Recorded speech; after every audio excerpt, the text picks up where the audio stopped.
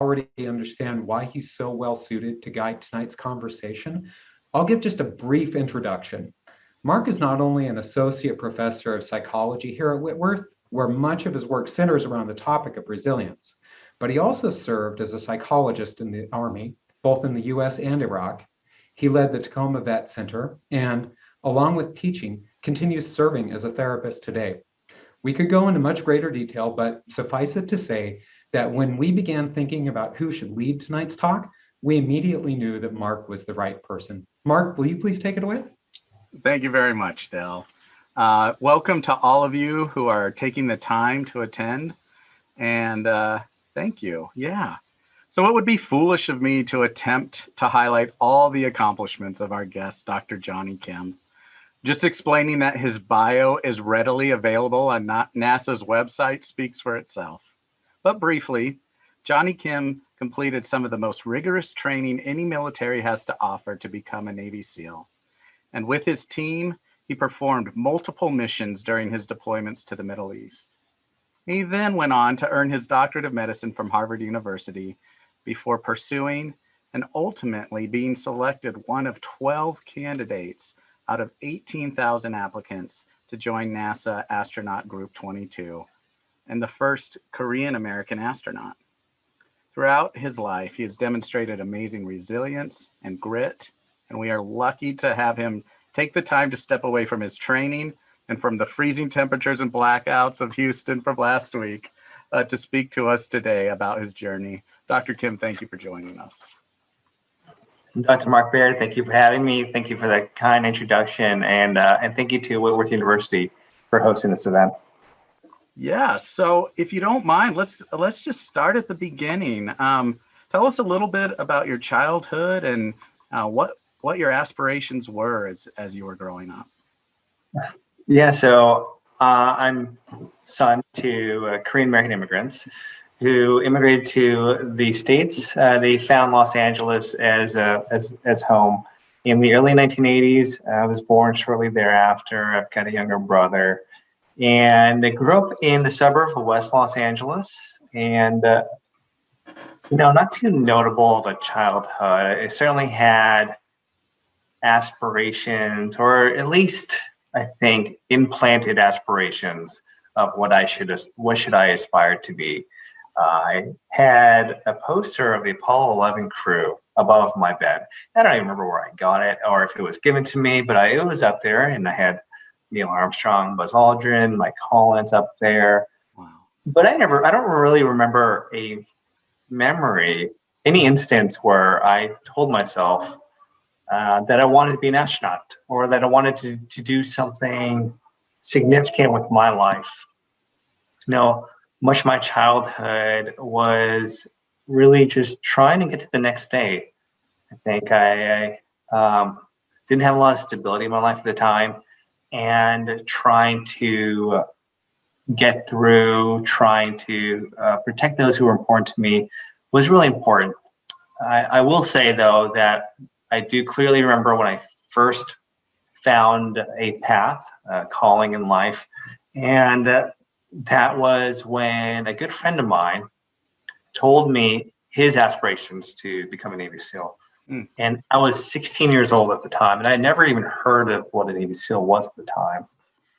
This is before 9/11 and before the Hollywoodization of Navy SEALs.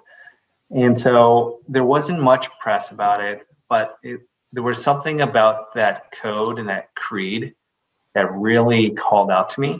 And that was the first time I felt with my heart and my whole being that this was something I was meant to do, to be called to a higher purpose. And it's been a journey since then, just following my heart or following a path that I feel has been lit before me. So up until then, it was kind of, what is the next thing? I'm going to do the next thing. And then that kind of captured you and you said, that is it. There's something about that really fits me. Yeah, and I would even say it as there was really never a next thing for me until I heard that. I just wasn't I felt inferior. I was listening to, this just happened today. I was listening on the radio to NPR, and a woman was on the radio, and she was speaking about her book. I think it was called Speak Okinawa. I'm not trying to advertise someone's work here. I don't even remember the author's name, but she spoke in a way that was very familiar to me. She spoke about her childhood, and her mother was Okinawan and who didn't speak great English. And she talked about how she grew up feeling inferior to other people and how she felt her mother was inferior because of the difference in culture and her inability to speak English. And she said a few things that really struck me. She said, she was friends with people that would steal from her mother, and she would be okay with that. But she had so much remorse and sorrow in her voice and in her childhood. And the thing that she said to me, she wasn't talking to me, she was being interviewed on this radio show, was that I felt inferior. And I heard that, and I instantly recognized it, that I knew exactly what this woman was talking about, where she was coming from. So it's kind of hard to articulate what it's like, what it can do to you, what it can do for your aspirations, or really lack of aspirations. Just don't dream when you feel inferior to other people. And I felt that way for much of my adolescence. It wasn't until that day when I learned about the SEAL teams, and felt this calling, that I really felt that I was making a step towards finding my identity and finding my strength. Wow. So even though you had the poster, it really didn't even fit you at that time of, oh, maybe I could do that. That wasn't there. Then you heard this about the SEAL, and there's something about that really took. Wow. Absolutely. And I had no aspirations to go to college. I took the SAT to appease my mother. And my father had very strong opinions on what my next steps would be after high school. And I really didn't want to go to college. I think that's a great decision for a lot of people, but it wasn't for me at the time in my life. And I didn't know what it was. But I think I'm very fortunate to have found that calling at a relatively young age, 16 years old.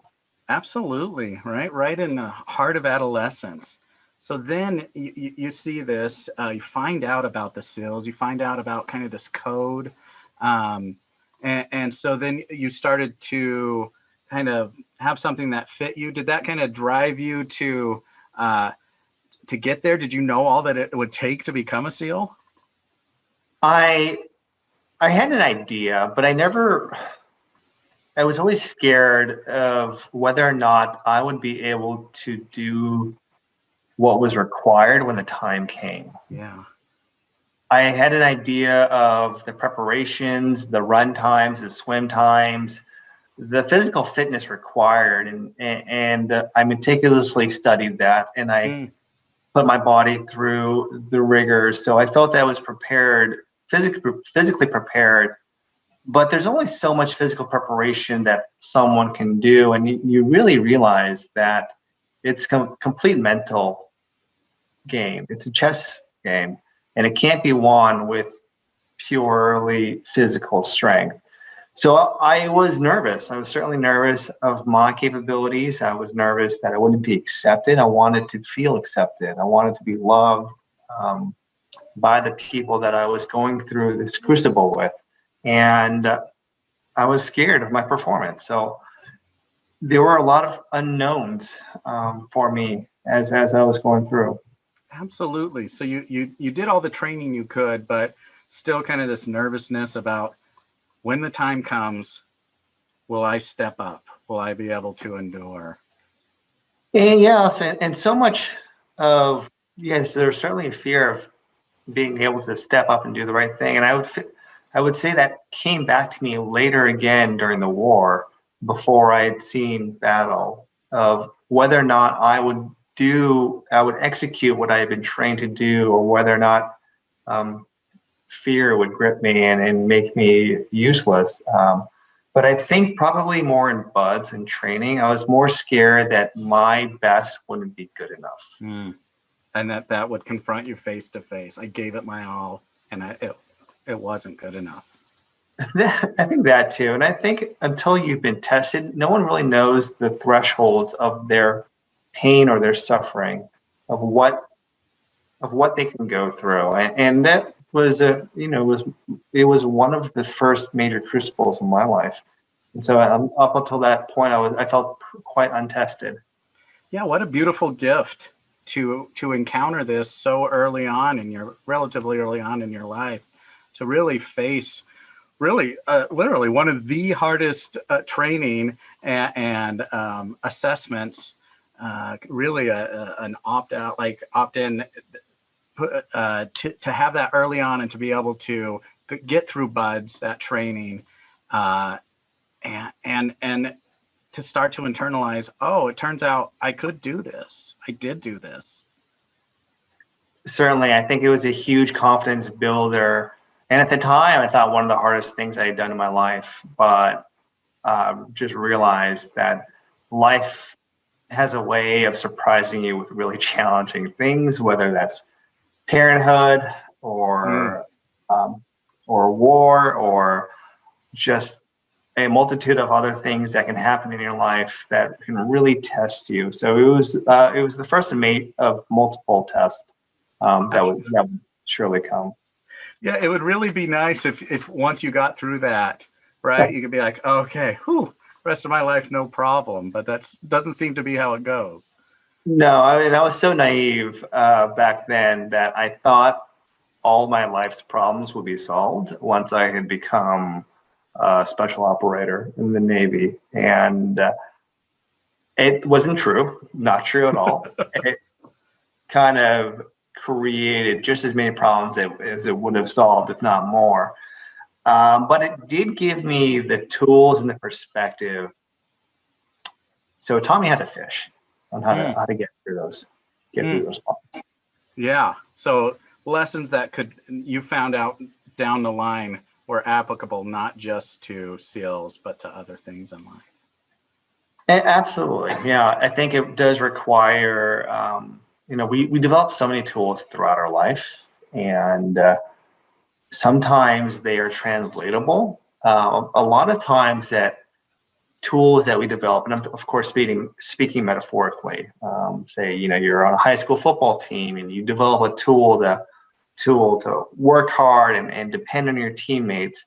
And you'd think that all of those tools would directly translate to any other environment. And hopefully they can be, but I have learned through experience that it requires a lot of humility and honesty and still a lot of hard work to be able to take the tools, the lessons you've learned from one context, and apply it to everything else. Yeah. Yeah. Sometimes it takes a while. You're like, oh, and then it kind of hits you. Oh, I think I can transfer some of this to this situation here. Yeah. So how did your SEAL experience affect your sense of self, of others, and contribute to your resilience? So it's funny. That's a great question. It was the first part of, I think, finding my identity, of finding who I was. But I think it'd be false to say that the SEAL teams, or really any occupation or any honor that I've held, is tied to my identity, and certainly is influenced by it. And this is kind of this is a very philosophical question, like, what is identity? Certainly the SEAL teams helped me on my path to find my identity. I'd say it's accurate that I didn't feel like I belonged anywhere until I found the SEAL teams, and I found a community where I was loved and appreciated, and the meritocracy of that type of that fellowship was something that really worked for me. I apologize if there's some sounds in the background. You might hear. We're doing okay. I can hear you loud and clear. But as far as contributing to resilience, so I mean, certainly gave me the confidence, the first bit of confidence where, hey, there's something that's very hard and difficult that no one ever would have expected you could accomplish back home from where you're from. You were able to do, of course, with the solid support of your teammates. Right? You can't do anything without your teammates there. So that was the beginnings of a lot of confidence. But I'd be lying to you if I didn't say that I still felt inferior in some ways. So I think the SEAL teams were the start to contributing to resilience and how to lead a life of leadership, of followership. But it was the first lesson of many to come where I felt that I had it figured out and I was very, very wrong. And I would say the transitions after the SEAL teams, going into medicine, starting a family, those were all challenges that were not, that I was not able to brute force my way through, much in the way that I learned to do in the SEAL teams. Those tools that I had built, they didn't work in all situations. No matter how hard you push, sometimes it just pushes back even harder. And so resilience is a multi-edged sword. It is something that I found I cannot craft in a single way of life. I certainly cannot craft resilience from purely a perspective of a warrior, although it did give a good edge to begin with. So you learned some tools and experienced some tools of resilience. And one of those that worked was kind of this brute force. You just do it. It doesn't matter. You do it. When you turned to some another aspect of life and you tried that tool, it actually didn't seem to work as well. I could imagine that would be quite a transition as you shifted from being an operator at war, moving into, then you went on to college out of that. Is that correct? I did, yeah. I was accepted to a commissioning program after I was transitioning from the teams. And so I started undergrad at the age of 25, 26. So you're an older student than the 18 to 24-year-olds of maybe the typical undergrad, with a lot of life experience already from war, from being in a team, from really doing quite a bit. And then you're in the classroom. How was that transition? It was probably the hardest transitions of my life, actually. And as a psychologist, who I imagine you've talked to many veterans, you can probably understand that this is such a hard transition for so many reasons. So you said a few things that caught my ear, and they were the same things that I told myself when I was going through undergrad and I was having a hard time and being frankly very frustrated at the hard time I was having, being upset with myself at the caliber that I had expected myself. Like, look, you're a Navy SEAL, you've gone through war, you've done all of these things, and life is crushing you. Living life is crushing. And I had a lot going on. I was starting a family. I had just gotten married. I was working part-time as a parking enforcer on campus, giving tickets. I was doing ROTC. I was trying to cram 3 years of school into a 4-year degree into 3 years. So I had a lot on my plate, but it was more than that. And it was just such a huge cultural change in so many things. And I had a lot of baggage from my experiences overseas. Probably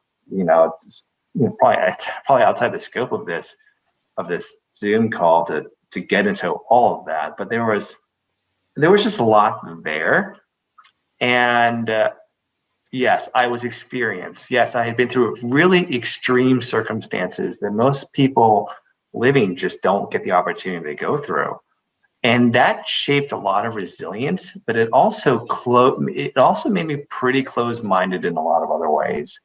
And so I showed up as an older, 25, 26-year-old undergraduate student. And I was humbled. I learned so much from my classmates, from my teachers. I a lot of times didn't understand. I tried to listen more, but oftentimes talked where I should have listened. And I had a lot of hate in my heart at the time, and it made the transition quite hard. Yeah. And just so many things that I was unwilling to do. And one thing that I didn't learn to do in my former occupation was open myself up and bring people in. And certainly you develop close bonds with fellow warriors that you fight alongside with. And it is great in that you develop those type of bonds, but those type of bonds, and sometimes you can, I think veterans can go astray when they kind of look for those same type of bonds elsewhere. And there's nothing wrong with it. I to date, I have not found those same type of bonds. I still keep in close contact with the people that I fought alongside with, and I've to date have not been able to develop those same type of bonds. The kind of bonds where you die for someone, or you just at the drop of a hat would do anything for that person, because you've been through so much, and you're so close to people. I have a good friend of mine, Jake, who are close buddies, so we've been through so much together, but he's so opposite from me. We would never be friends. At his wedding, I was saying, like, if it wasn't for the SEAL teams, we would never be friends, because he's boisterous and loud, and for many reasons I love him. But I couldn't open up my heart to a lot of people, and there's a lot of words for it. Vulnerability is I think one that captures that pretty well. I wasn't able to open up myself to form relationships with other people and see things from other perspectives. So I'm ranting here, but the transition was quite difficult for me. Very difficult. Absolutely. You had learned things that saved your life, and that was to kind of shut down certain aspects of yourself and to rely wholly on people in ways that you weren't going to find in the college classroom. And also, it sounds like you kind of had this expectation of, now that I've done that, I shouldn't struggle. I should be able to do this pretty easily. It's college. A lot of people do college, and you ran smack into that, and that kind of really bucked against your image of yourself. You said it well. It was humbling. I allowed myself to be humble, at least, but it was also frustrating and definitely a hit to the ego. Yeah. How did you then? So the model of resilience is we do get knocked down, right? Not that we always, I just, I hit that and that was fine. You got knocked down and it hurt, and you're telling yourself these things and you're closed off, and now kind of humbling. That is a rough, it's rough to be humbled. How did you kind of move through that and move forward?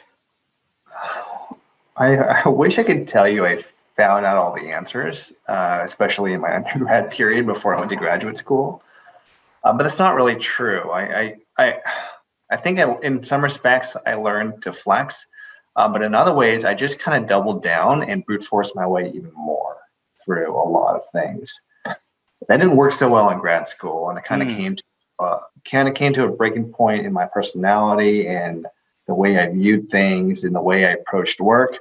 But so undergrad, I still kind of brute forced my way through. And I think it was, I think I had terribly high expectations of myself that were quite unhealthy. I've never said this out loud, but I remember this one time, I was living on very, very little sleep, and had this idea that if I had to get to the grad school I wanted to, I had to really grind through and put out. And I wasn't able to get through this textbook, and one of the habits I had picked up, or I think an unhealthy way that I had learned to deal with some of the anger, especially in the war, was I didn't treat my things well, which is a euphemism that I might break something, right? Yes. And I remember in just one of my bio classes, just being so frustrated and just throwing my book across the room so hard and just being so angry. Just because I was having a hard time. I was trying to get through all this stuff, and I felt like I was drowning in a lot of the things I was doing, especially with trying to be the father and the husband that I wanted to be. So you're starting a family, you're switching into this new mode of being, into academia, parenting, all of these things, trying to brute force your way through this. And it works a little bit as far as you got through undergrad in that. And yeah, there were some ways that you kind of expressed your frustration in ways that you don't want to anymore. And then so then you go to Harvard Medical School, and what I hear is that you kind of hit a wall there. I mean, we're talking to you now, so you made it through. What shifted? Was it relationship? What do you think moved for you? So I think the most important, this theme has kind of already been repeated before, but I think humility is one of the most important traits that we can have. I think it's kind of a little ironic though to say that I'm humble is it's not really showing humility, but I think that the act of humility, the ability to see your wrongs, to question yourself, to be shown that there may be a better way, allows yourself to be teachable, no matter how old or what phase of life you get. And so, and you see those same themes in Scripture of redemption, of being able to learn from your mistakes. And so I think I was very fortunate in grad school. And this was a process in my life, of my journey, that was still, steadily going in the right direction. And I mean, I had joined, I'd been in the military for 20, I'm still active duty. I've been active duty for almost 20 years, or hit 18 years pretty soon. I had joined the military at the age of 18, right after, and I wanted to be a warrior. I wanted to go to war. I wanted to learn something about myself. I did. They weren't the same. They weren't maybe the lessons that I thought I would learn.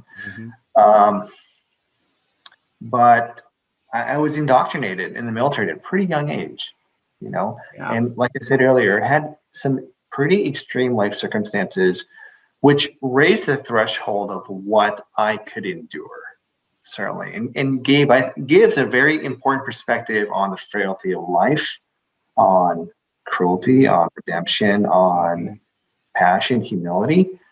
But it was still a unique perspective on life. And so having a transition to be commissioned through civilian schools afforded me an opportunity to see life from the other side, to take off the uniform for a bit.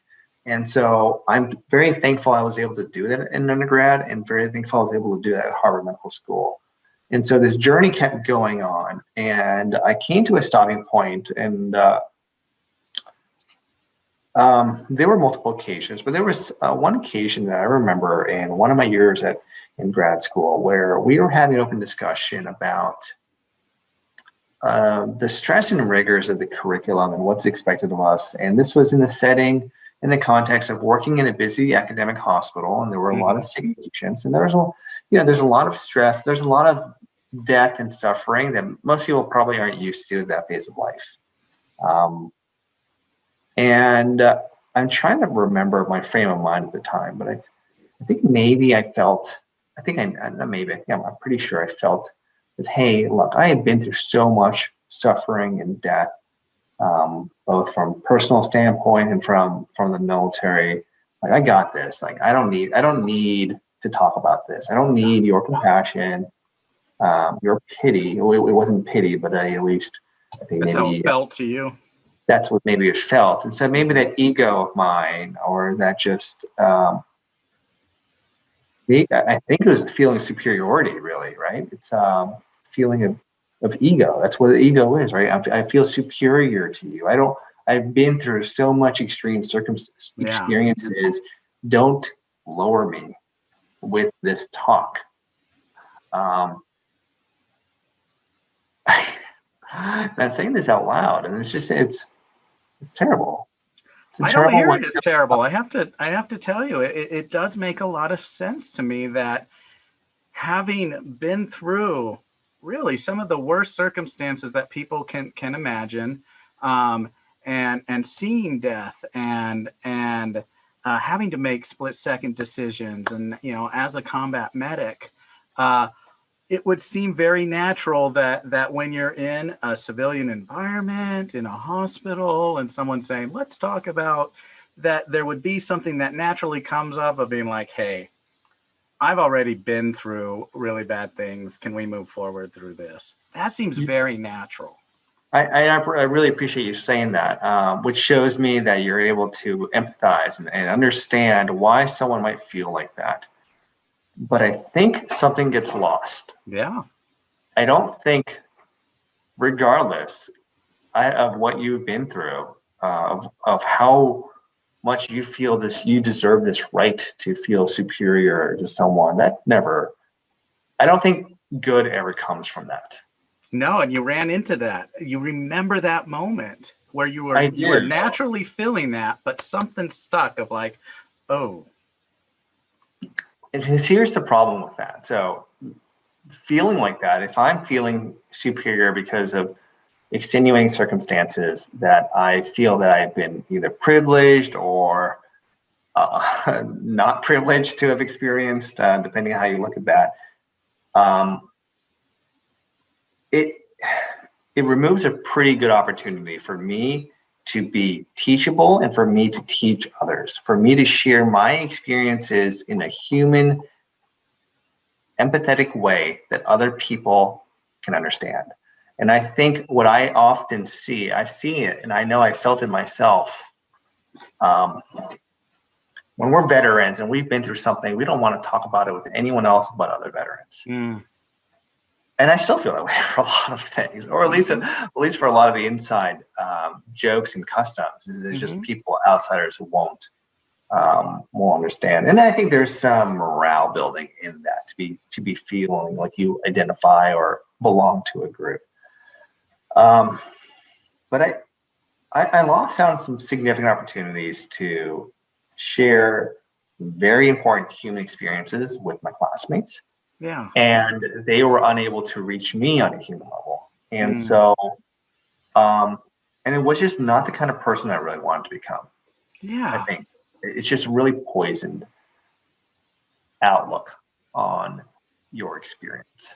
And so what a horrible place to be at that age and feel like you've learned everything, right? That's a lot of pressure on yourself. And to be able to shift into a learner spirit, you keep bringing up humility. And absolutely, right, to be able to say, hey, I do have my experiences that are important, but maybe I can learn. Maybe I can learn from you because you have different experiences. You're bringing other things to the table here that I'm not. And something shifted there for you.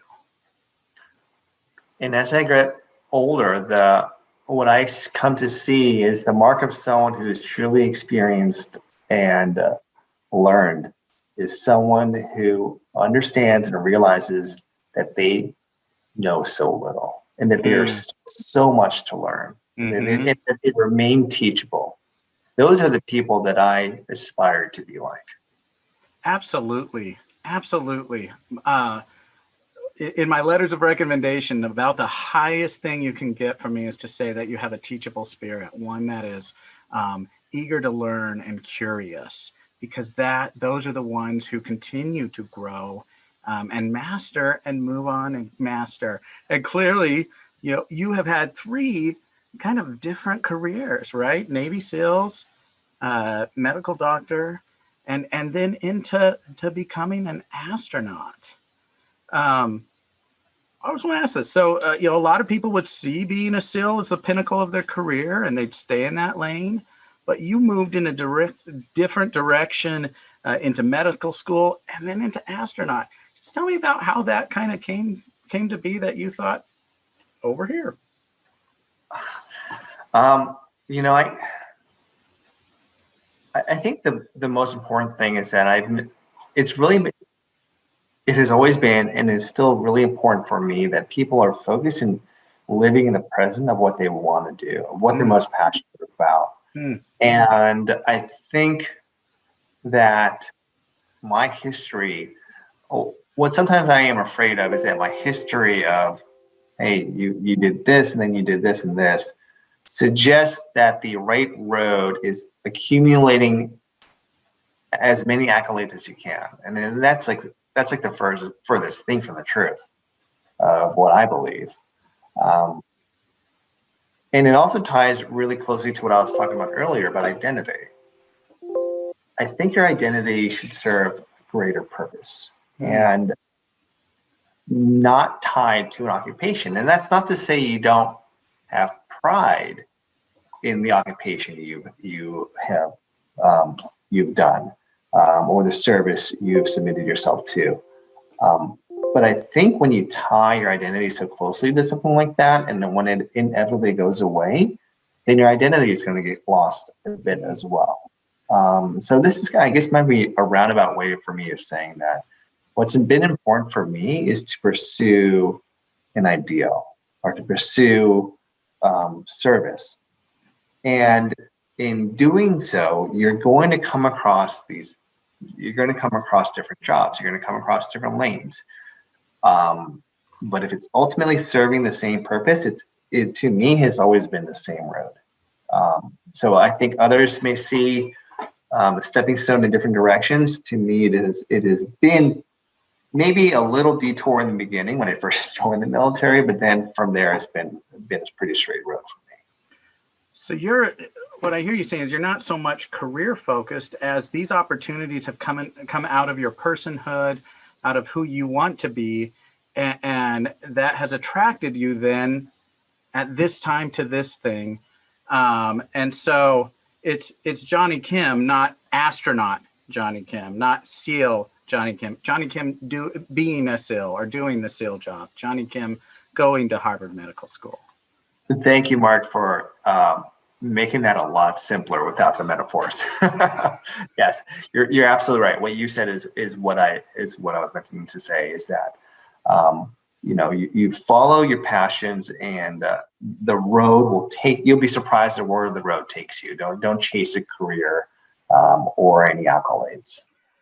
I'm so glad that you made that really clear, because I think a lot of people who would read your bio would really focus in on that, right? That these are impressive things that you have done, and that can kind of get us lost, like, oh, I could never do that. But I hear you saying, pursue being the person that you want to be, living into your values, and out of that will come the careers. Absolutely. Wow. What are some of the things that you value? What do you strive for in who you are? So of course, there's a long list of human traits that I think are desirable. And they're the ones that people have always heard. Integrity, being dependable, accountable, loyalty, critical thinking, honesty. I may have already said that one. But the one trait that I think is so important that to me stands out, and a trait that I try to strive for every day, and I don't always get it, but I think it's probably one of the most important leadership traits anyone can have. And what's great about this is that it serves you in any phase of life you're in any occupation, in any theater, in any context. It works for generals, it works for politicians, it works for any kind of leader and follower. And I think would just generally make you a better person. And I don't know if there's a single word to encompass this, but it's the ability to disengage yourself from a conflict or any situation that makes you invested with your emotions. Um, maybe it's stoicism. I don't consider myself stoic, but maybe it has elements of stoicism. But maybe being able to, when you disengage yourself, you're able to put the lens of an observer on in any situation you're going through. And so what I mean by that is, in a purely military context, human history is littered with very successful generals, tacticians who have written about how they were able to think like their enemy, put themselves in the enemy's shoes to be able to see the situation from their perspective. And that, of course, allowed them to react appropriately. I find that tactic and that ability to work in almost any situation, especially ones where you are emotionally involved. And I think while human emotion is what makes us so human, it's also the cause of so much miscommunication and conflict in the world, especially today, in the world of social media and political discourse and everything else that's going on. And so there's a lot of different euphemisms for what I'm trying to say. It's maybe listen first, then speak. It all has the same themes, but it's really just the ability to disengage yourself and to listen to the other perspective, to view your own. And I think that gives you more compassion and the ability to understand a situation from all perspectives. That helps leaders, because when you're able to do that, you just have a clarity. You have a sense of clarity to view the chessboard in a way that you are not able to see when you're in it. Yeah, it's almost like when you're so caught up in your emotion, you're face down in the chessboard, and to be able to kind of step back, take a breath, you can start to kind of view it from a little bit of a distance and not get so caught up. Yeah, and I found that works in military settings. It works in any type of leadership setting. I'm sure it works in business and everything else. And I think, of course, there's certainly a time where we need to react. And of course, both of us being in the military, we're trained so much to be able to react on instinct. And there's a time for that, right? Usually the variable that's missing is time. You don't have time. That's why you need to react. But when there is time, I think we need to be judicious on deploying the proper tools. And when there is time and we can listen, I think we should do our due diligence, listen, disengage ourselves, and then react appropriately. Is there a practice that you do to help continue to instill that in yourself, to train yourself to do that?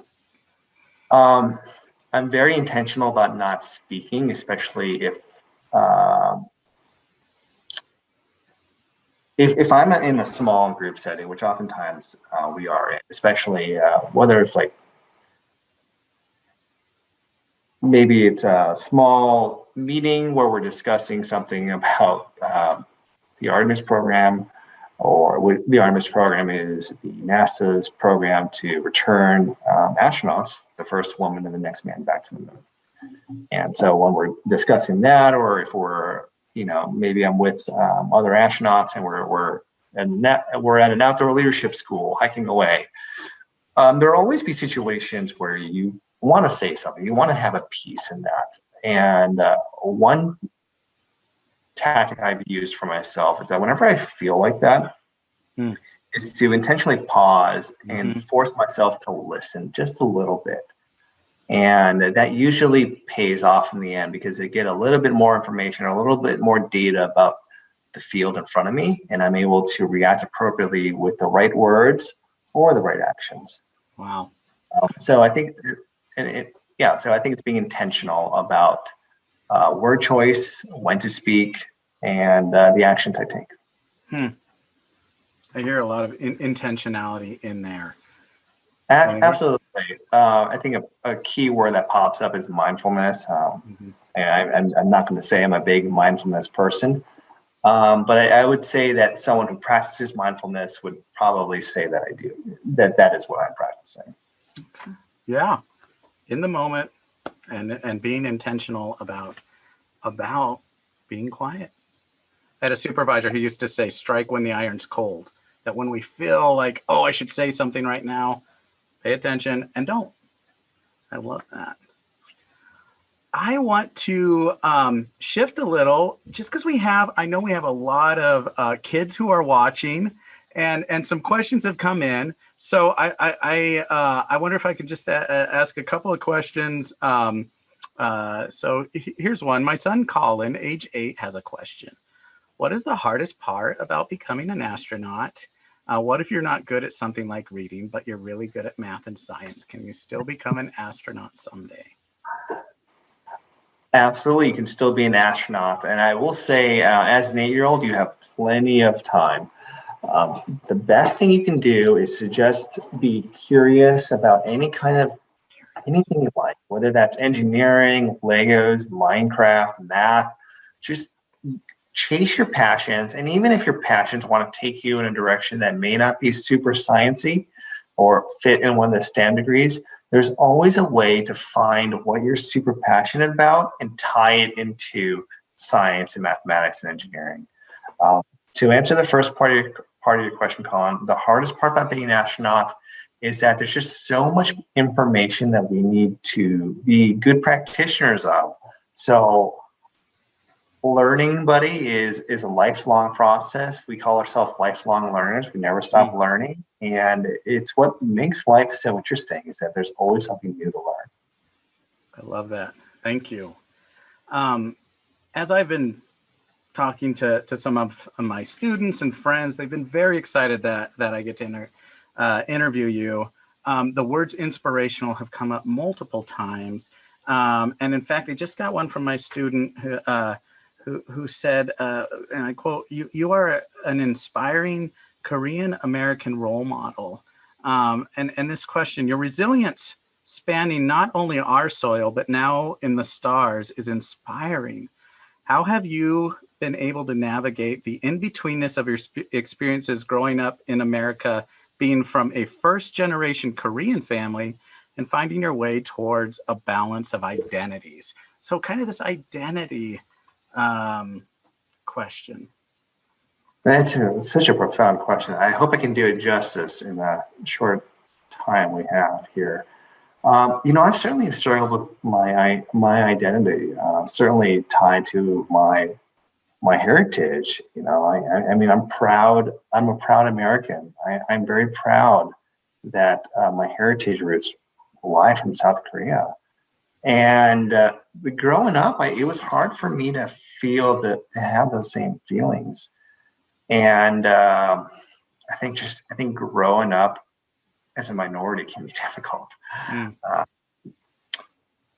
But I certainly recognize that the position I have been afforded is one of privilege. And I know there have been a lot of challenges and obstacles along the way. But I've always had a light of hope, whether that was someone like my mother or a mentor or a teammate. There was always someone there, a ray of hope. And I've recognized that, probably undeservedly, I'm in a position of privilege. And so I love that I'm able to inspire people like you, people, young kids from all over the world, regardless of race, creed, religion. That means a lot to me, that I can be able to inspire people from all walks of life. And so I take that mantle pretty seriously, and it means a lot to me, especially when I think of the young kids, just like myself, who may not have had the role models that they felt represented where they came from, whether that's because they're not from the same socioeconomic class or the same skin color or the same challenges that they had as being a kid. So it's been a huge position of privilege and one that I'm really appreciative of every single day. So Absolutely. I hope you answer that a little bit. That was a great question. And how hopeful that perhaps some kids will have a poster of you and have this ability to say, oh, me, I'm not inferior. Maybe, I can look and believe that I can be the kind of person that can be an astronaut or can do a career that really fits me well. It's so, and I think that's really astute question. It's so natural for us to have human heroes, right? Like we have launched so many satellites and unmanned vehicles to space. Like we just landed the Mars 2020 rover, right? Yeah. I don't know if you get to, I hope you got to see it, or at least that was amazing. So cool, right? And it's such a huge achievement for humanity. And when we eventually send someone to Mars, it's going to be amazing, right? Because it's just going to be different because there's a human on that, right? It's so natural that when we think of the moon, we think of Neil Armstrong, and Neil Armstrong was a very humble hero. It's one of my biggest heroes. I would hope that the ideals of the people I work with, of the agency I work with, inspires people. And I guess why I'm bringing a lot to this is that there's certainly some internal conflict with the idea that I'm on someone's wall as a poster. Sure. Because it doesn't really capture what I stand for, in that the unsung heroes, you never hear it. You never get to hear all the names of the thousands of people that helped Neil Armstrong get to the moon, right? And what was great about Neil is he was also one of the first people to tell you that he was such a humble guy, that he was tell you that it was the work of thousands of hardworking Americans, and it was their achievement just as much as it was his. So I want people to know that that's important. But I do understand that as humans, we naturally need to put a human face to something. Yeah. I think that's natural. But if I can have a part in someone's journey to inspire them to make this world a better place, then I think I would feel pretty good about that.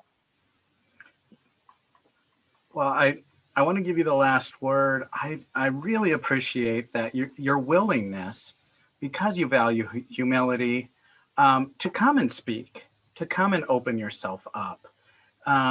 Because talking about developing one's personality in a way that has humility, that has curiosity, those are things that people can live into and aspire to. Not just be an astronaut, but be a person who is humble, who is curious, who is thoughtful and intentional.